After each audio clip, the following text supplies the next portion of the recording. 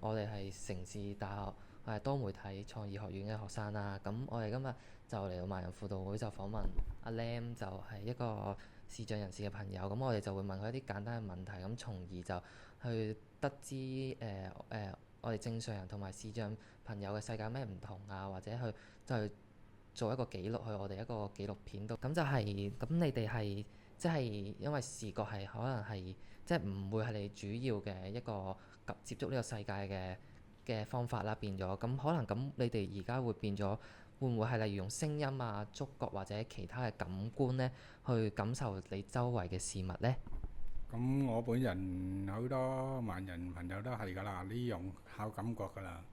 只關你失明咗之後咧，你又即係睇唔到嘅外邊嘅世界啲嘢，樣樣嘢都係要靠或者感覺同埋即係攞啲實物為嚟即係做即係個形狀同埋形態咯。即係要用你嘅正義嘅智力嘅，即係用你啲正義嘅器官。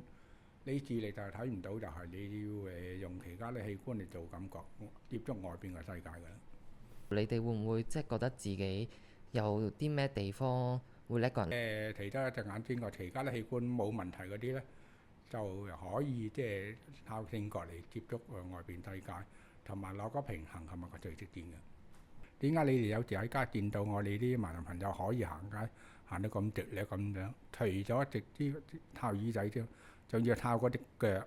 你會唔會靠即係你所聽到嘅聲音，去有時幻想下你而家身處嘅地方會係點啊？通常我哋個行路隊即係教過我哋啲失明朋友咧，行個路線咧，就即係話俾你聽個路線，左邊係馬路，右邊行人路，即係你要理解到個周圍個環境同埋個生態咯。問多少咁即係可能，例如唔知有冇去旅行啊，或者去一啲特別地方，你都會想幻想嗰個地方個環境係點，會唔會都想嘗試去幻想㗎？咁我本人就好多入嚟輔導會學嘅，即係導向行咧，即係學嗰啲即係服務訓練咧，好多都係後天失明嘅。咁變咗佢哋未失明之前啊，係知道嘅香港外邊嘅世界點嘅樣嘅。咁你話有啲自細失明嗰啲咧，咁我就唔係好清楚啦。就多做睇盲人深江校嗰邊讀書嘅。咁我哋後天失明嗰啲，即係略略都個腦海中你有幅圖畫同埋個印象嘅。咁變咗我哋行個路線，咁用翻以前嗰幅圖畫嚟做印象咯。即係嗰個心理地圖其實係一樣乜嘢嚟嘅咧？其實係點樣幫助你哋去睇呢個世界嘅咧？咁個心理地圖，咁我哋係靠嘅，跟住我哋後天失明嗰啲都知道嗰個路係點樣形狀，有轉左轉右，咁變咗咧，即係我哋行個路線就知道嗰個咩心理同埋個地圖同埋個馬路同埋你喺巴士啊，即係車廂咁變咗，我哋個心理上有個幅圖畫咯。因為可能我哋之前都有個廣告係龍華軒就話我哋俾人哋係唔怕黑，但係同人哋其他人一樣拍檔，類似個廣告。咁你哋會唔會有其他嘢都會感到恐懼嘅咧？咁如果你係側邊冇人嘅，係得你一個人行嗰條路嘅，咁啊有啲啲恐懼啦。至於我哋唔知會唔會行錯咗個路線，一緊張個人咧就會嗰啲腳背度有少少亂嘅。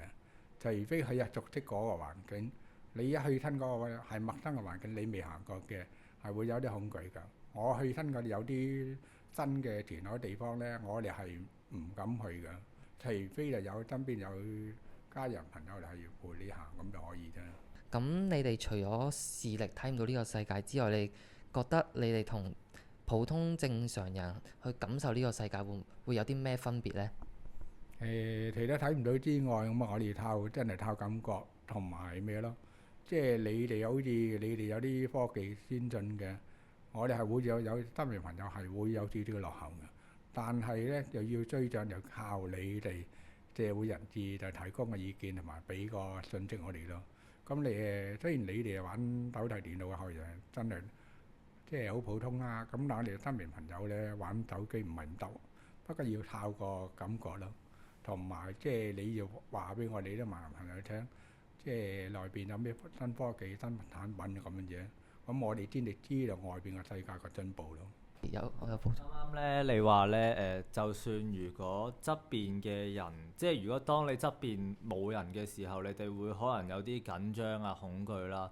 但係如果側邊太多人嘅話，咁對於你哋嚟講，又會唔會有啲另類嘅感覺咧？